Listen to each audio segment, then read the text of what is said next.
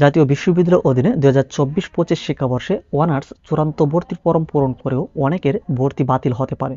তো কি কি কারণে এই অনার্স চূড়ান্ত ভর্তি ফর্মটা ফিল আপ করেও ভর্তির বাতিল হতে পারে, এই সকল বিষয়ের যে আনুষঙ্গিক বিষয়গুলো রয়েছে, এই বিষয়গুলি আপডেটগুলি এমনকি গুরুত্বপূর্ণ তথ্য আমরা আজকে এই ভিডিওতে শেয়ার করতে যাচ্ছি।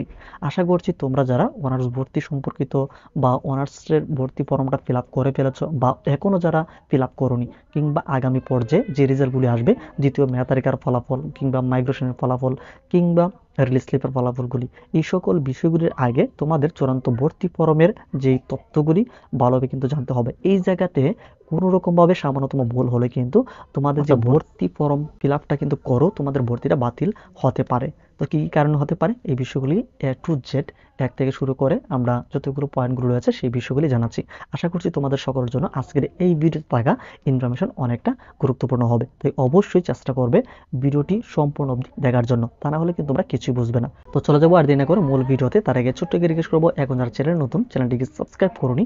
এরকম প্রতিনিয়ত হেল্পফুল কন্টেন্টগুলি কিংবা সকল ধরনের এডুকেশনাল সাপোর্ট আমাদের এই চ্যানেল থেকে পাওয়ার জন্য অবশ্যই চ্যানেলটিকে সাবস্ক্রাইব করে রাখো। ওকে, তো প্রথমে আমরা তোমাদেরকে জানাবো আসলে তোমাদের নিশ্চয় অর্থাৎ ফর্ম চূড়ান্ত ভর্তির যে ফর্মটা রয়েছে সেটা আসলে যে ফর্ম পূরণের যে নিয়মগুলির কারণে কী কারণে আসলে তোমাদের ভর্তি ফর্মটা বাতিল হচ্ছে সেই বিষয়টা প্রথমে আমরা দেখেছি। তোমাদের যে ভর্তি ফর্মটা তোমরা ফিল আপ করতে চাও, সেখানে কিন্তু বেশ কিছু জায়গা রয়েছে যেই জায়গায় তোমরা ইংলিশের পরিবর্তে তোমরা কিন্তু বাংলা ল্যাঙ্গুয়েজটা তোমরা ইউজ করো।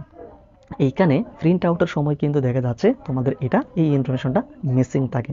তো আমরা সাপোজ আমরা এখানে যদি বলি, তোমাদের যে একটা অ্যানুয়াল একটা ইনকাম রয়েছে, এই জায়গাটা কিন্তু তোমরা অনেকেই এটা করে থাকো। যেমন হচ্ছে এখানে ইংলিশে লেখার পরিবর্তে কিন্তু বাংলা টাইপিংটা কিন্তু অটোমেটিক্যালি করা থাকো।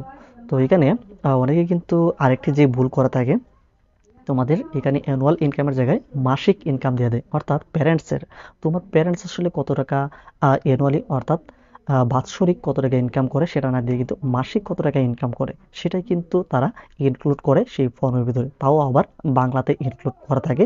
যে বিষয়ে আমরা কয়েকটা পেপারস আমরা চেক করে দেখেছি, যে বিষয়ে প্রিন্ট আউটের সময় কিন্তু এটা প্রবলেম হয়ে থাকে, অর্থাৎ বাংলা টাইপিংটার থাকে না, সেটা কিন্তু একদম মিসিং পর্যায়ে রয়েছে থাকে। এছাড়া অনেকে যেটা করে বাৎসরিক ইনকাম না দিয়ে মাসিক ইনকাম কিন্তু সেটা ইনক্লুড করে। ধরো যে তোমার এখানে এখানে প্যারেন্টস সরকারি চাকরি কিংবা বেসরকারি চাকরি বা চাকরিতে যুক্ত রয়েছে, সেটার একটা বাৎসরিক একটা কি অবশ্যই একটা হিসাব রয়েছে, কিংবা যদি ব্যবসা বাণিজ্য করা থাকে অ্যানুয়ালি কত টাকা আসতেছে সেটাই কিন্তু এখানে ইনক্লুড করতে হবে সঠিকভাবে। এছাড়া অনেকেই মাসিক ইনকামটা এখানে দিয়ে দেয়, যার কারণে কিন্তু পরবর্তীতে গিয়ে অনেক বিতর্কিত প্রশ্নে কিন্তু সম্মুখীন হতে পারো। ওকে, তো এই বিষয়টা একটু মেনটেন করার চেষ্টা করবে। আর অবশ্যই তোমরা এই যে এডুকেশনাল যতগুলি ফর্ম রয়েছে সেটা কিন্তু ইংরেজিতেই একদম ফরম্যাট করা রয়েছে, যে জায়গাতে বাংলাটাকে ইনক্লুড করলে অনেকটা কিন্তু প্রিন্ট আউটের সমস্যা হয়, যেমন ঠিক তেমনি কিন্তু এডুকেশনাল পারপাসও অনেক ধরনের ঝামেলা হয়ে থাকে। তাই অবশ্যই তোমরা ইংরেজি ফর্মগুলো অবশ্যই ইংরেজিতেই দেওয়ার চেষ্টা করবে। এগুলির কারণে তোমাদের ভর্তি নিশ্চয়নের যে ফর্মটা সেটা কিন্তু বাতিল হওয়ার এখানে কিন্তু থাকতেছে।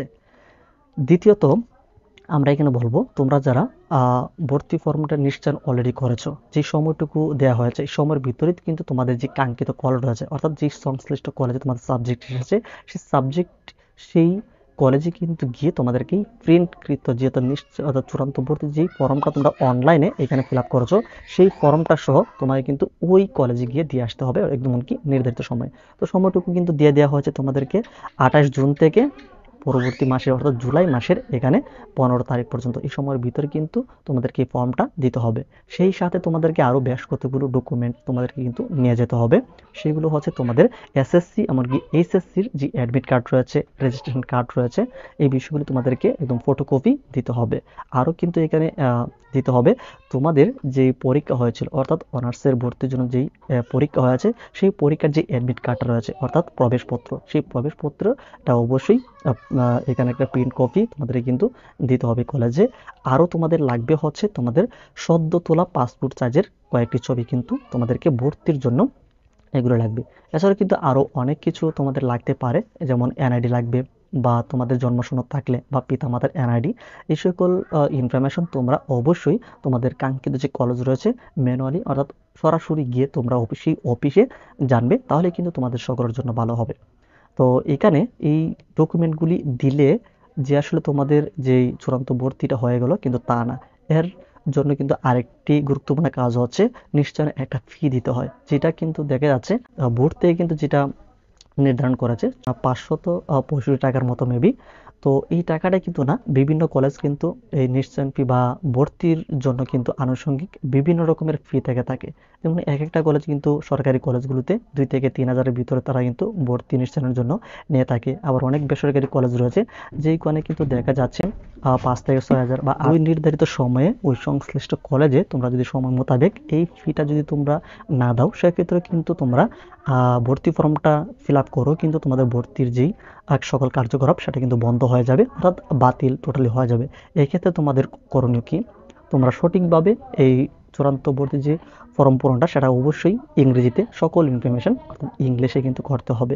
দ্বিতীয়ত, সঠিক সময় অর্থাৎ যেই সময়টুকু এখানে দেওয়া হয়েছে, এখানে 28 জুন থেকে 15 জুলাই পর্যন্ত, এই তারিখের ভিতরে সেই ভর্তির যেই চূড়ান্ত নিশ্চয়নের যেই ফর্মটা সেটা ভালোভাবে ফিল আপ করে প্রিন্ট করে এমনকি ওই কলেজ গিয়ে দিতে হবে। এমনকি ওই কলেজের যে একটা নির্ধারিত ফি রয়েছে ভর্তির জন্য, সেই ফিটা তোমাদেরকে দিতে হবে। তো ফি দেওয়ার ক্ষেত্রে অনেকেই কিন্তু ঝামেলার একটু মনে হবে। তো তোমরা করবে কি, তোমাদের ওই কলেজে যাবে, ওই কলেজ থেকে জানবে যে আসলে ভর্তির জন্য কত ফি রাখা হয়েছে সেই বিষয়ে জানবে। তখন তারা কিন্তু বলে দিবে যে আশেপাশে যে কম্পিউটার কলেজের আশেপাশে যে কম্পিউটার দোকানগুলো রয়েছে সেখানে কিন্তু দেওয়া যায়, অথবা অনেকে তারা কিন্তু ম্যানুয়ালি কিন্তু তারা হাতে হাতে কিন্তু টাকাগুলো নিয়ে থাকে। তো এইগুলো তোমরা কাজগুলো করবে। এই হচ্ছে অনার্স চূড়ান্ত ভর্তির ফর্ম পূরণের একটি চূড়ান্ত গাইডলাইন। ভিডিওটি ভালো লাগলে ভিডিওতে লাইক দাও, চ্যানেল নতুন হয়ে থাকলে তোমরা অবশ্যই চ্যানেলটিকে সাবস্ক্রাইব করে রাখো।